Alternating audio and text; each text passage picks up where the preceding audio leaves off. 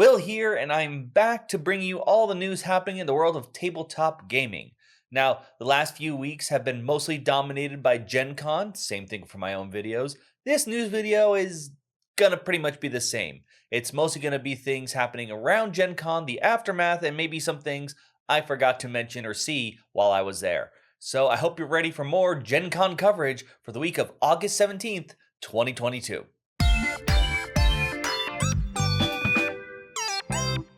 Now, why don't we start off with Gen Con itself? Because it's ended, the numbers are in, and a lot of people were worried if, because of the pandemic, if we're going to see a much slower trend, but luckily it seems that more people were excited to visit Gen Con. Now, back the year before, this was the first Gen Con after the pandemic, we only had about 35,000 people. This year is a little over 50,000. Now, back in 2019, we hit over 70,000, so we haven't hit peak Gen Con mass, but it's obviously a trend towards normality. This is very good, obviously, because one, that means that people are still excited about Gen Con. Two, that means companies there are still going to get large audiences, which means more sales and more news coverage. And obviously, finally, for Indianapolis, this is very nice because we go there, we spend lots of money. Apparently, in 2019, we as a collective dropped over 70 million there, just spending around the city. So that is a pretty nice boost. I mentioned all this also because things aren't just all roses right now. Right before Gen Con started, I believe just a day or two before, there was a bill passed involving an abortion ban in Indiana. This is a big deal. That's been a big issue all across the United States. And because of this, a lot of the people who run Gen Con are questioning whether they're going to keep it there. Now, conventions like this sign an agreement saying we're going to stay here for some amount of time. In fact, this is not the first time we've seen Gen Con do this. In this case, I believe the agreement is up to 2026. Now, they didn't say they're going to break that 4-year agreement, but it really actually depends more on the people going and not just, us, the consumers.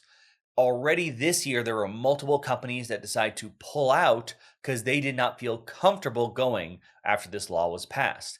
If more companies choose to do so, especially some of the bigger name companies, like if Asmodee, Catan, they decide to go out as well, it's going to be pretty hard for Gen Con to justify staying there.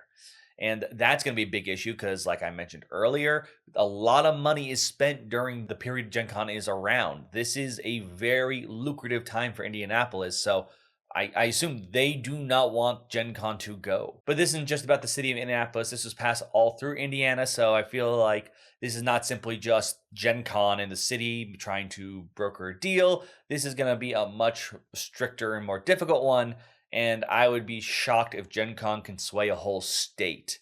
The city definitely makes sense. Not so sure about the state. Of course, we're going to have to watch and see what comes of this. But come 2026 Gen Con, if you do decide to leave, no offense to Indianapolis, but maybe come to the East Coast, tri-state area? Just saying it. I'm not saying just because I want a short travel time, but it's totally a great place you should take a look at. Just a suggestion. Going with something a bit more positive, but also Gen Con related, the ENNIEs are held there this year again. That is the big award for RPGs, and a lot of different categories. You can go look them up, but the big ones I want to mention is first off, the Thirsty Sword Lesbians won Best Product and Game of the Year. So that is definitely two that go very well together. Definitely need to check that one out. Another RPG I noticed was called Wander Home, which won both Family Game and Best Cover. And two other notable ones was Call of Cthulhu for Best Supplement, as well as The One Ring for Best Interior Art. There are, though, tons of more awards you can go check out. I like how the ENNIE system is structured. It's not just doing a medium, difficult, or hard, or space, medieval, and modern. They really break down their awards into, I think, different obvious targets, whether it be the art, a supplement, a digital book, something I feel like that's because certain RPGs are designed for certain audiences, and I think it does a really good job at rewarding those, rather than being maybe the more simple genre or just difficulty tags. And of course, the fact that they have usually 5 or 6 per award, and they tell you not only the winner but second place, so you can even have some interesting discussions there of okay, I can see that I really did like that one, but at least it came second, so maybe I understand what's going on. Regardless, though, whether you were first or second, congratulations on making it into the ENNIE's 2022, and hopefully you'll make it into a different category next year. And of course, if you're interested in RPGs, definitely check out these awards, because even if it's the big winner, which is Thirsty Sword Lesbians of both game and product, or some of the other ones, you can find something a bit more interesting and maybe more better fitting to your taste, rather than the usual Dungeons and Dragons and Pathfinder that most of us know about.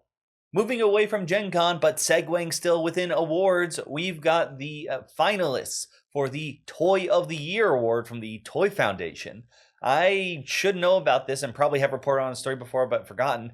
Pretty much they have a bunch of different categories for what they call toys, things you play with, and one of them is board game related. Actually, multiple are, but I'll get to that. One award strictly is for board games. Now, this has a bunch of weird games in there. Some of them are things you'd probably expect. One of them is Connect 4 from Hasbro, a new spin game version. I guess it spins the board. But we've got some other games from companies we know, very well know. There's Catch the Moon from Cosmos. We've also got Mantis from Exploding Kittens.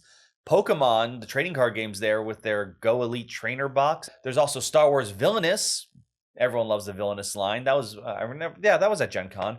And then two other ones I don't know. Tapes, like spelled as like an act with like dots in the center, from Hogwild, as well as Tacto Doctor. So these are what they're saying are the best games. I think for more of a family audience is the target, which makes sense.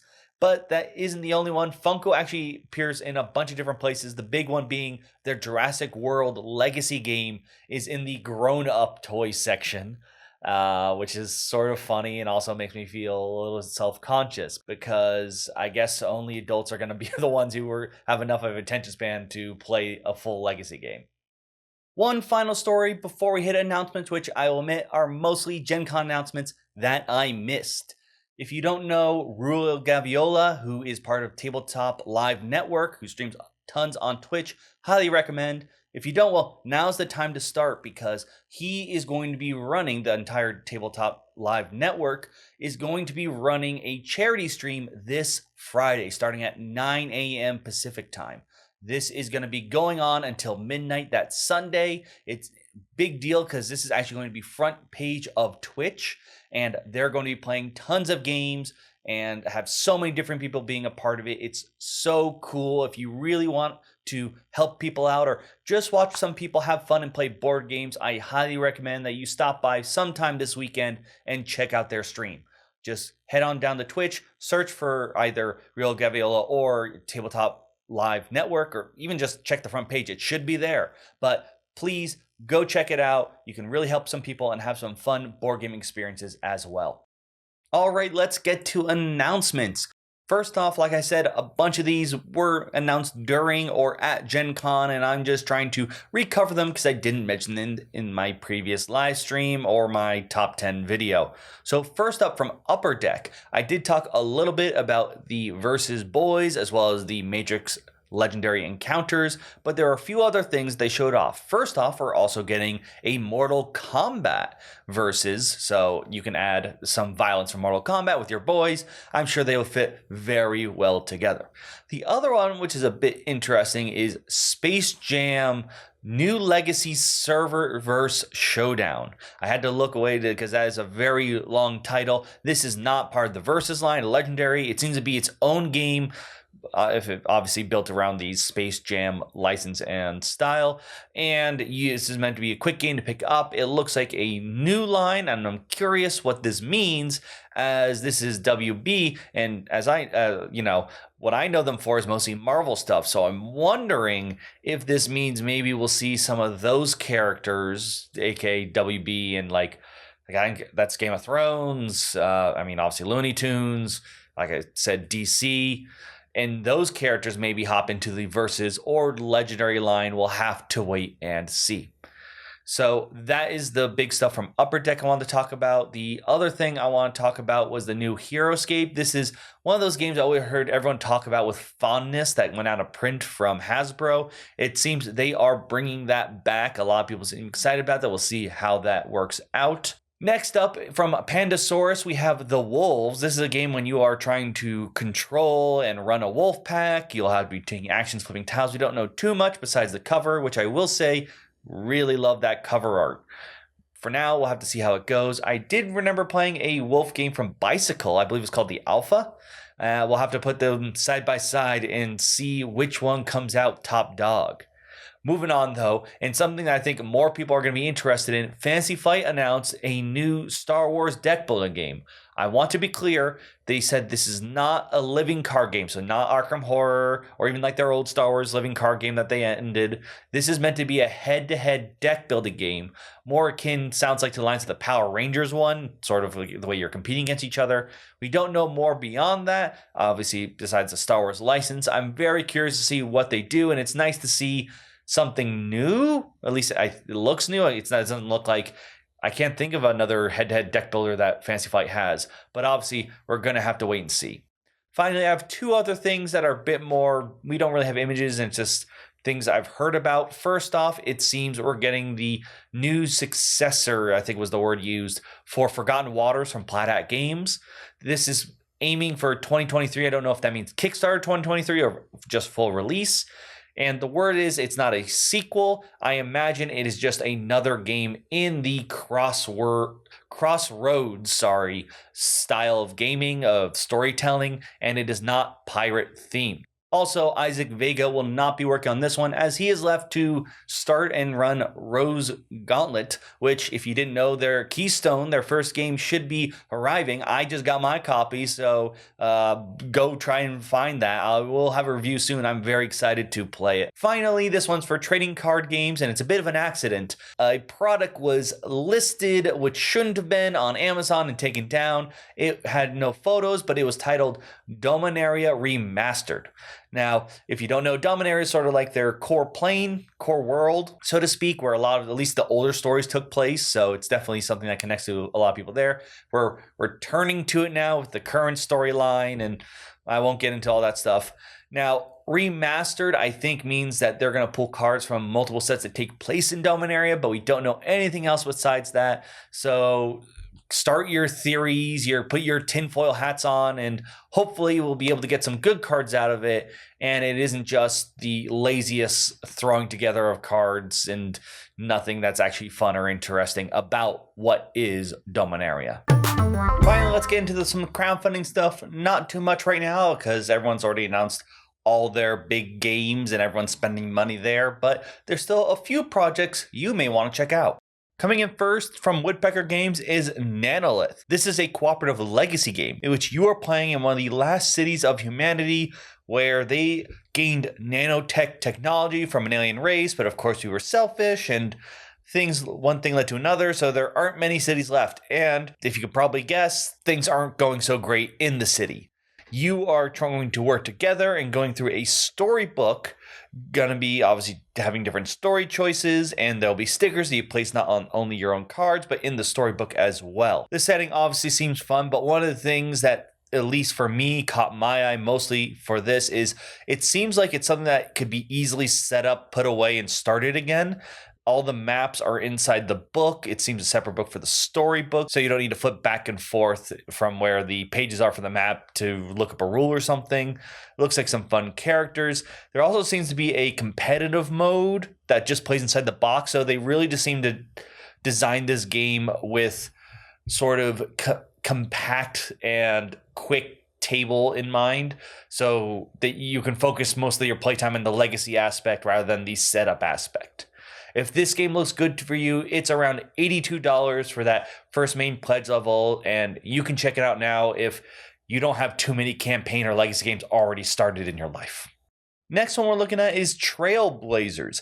This is all about trying to match pathways to your central tile by playing down cards that will not only have pathways for your own color, but for others as well. So there's going to be this interesting matching game of trying to maybe take simple paths like quick loop, but unfortunately maybe you have to play more cards for it. The reason, once again, this caught my eye just like the last one was what they decided to do is really take the theme as this is something you take the game on. It's all about walking these paths. So the game is designed so you can take it on the go outdoors. While there is a regular box version, there is a small travel version that can like just clip onto your bag, making it really easy for you to take it wherever you want to go.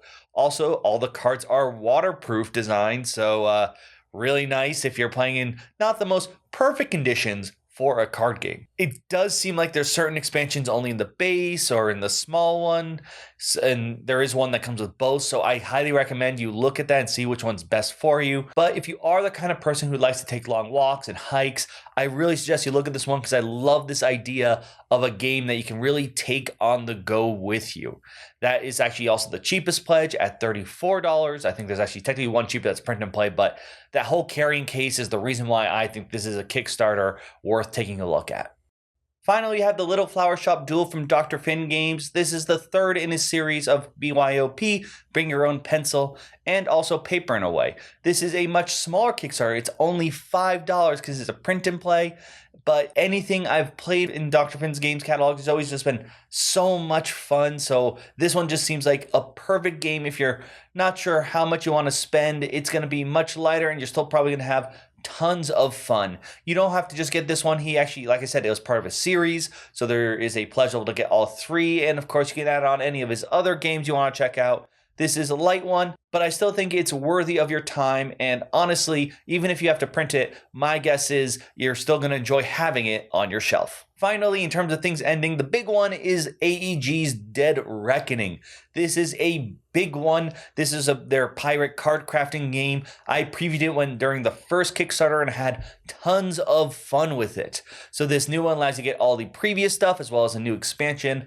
If you like card crafting, you like the building up and you like pirates, really take a look at this. It's going to end soon, so please check it out. But for now, that is everything right now. Let me know what you thought. I didn't see too many crowdfunding stuff right now that's going on, but let me know if I missed one. And of course, what the stories, if you were at Gen Con, love to hear your stories from there. You can let me know in the comments down below. Thank you so much for watching. If you think someone would be interested, please share this video with them. And of course, do the usual stuff, the like, subscribe, ring the bell, the stuff that YouTube algorithms want. But for now, I'm Will, and this has been Roll for Crit.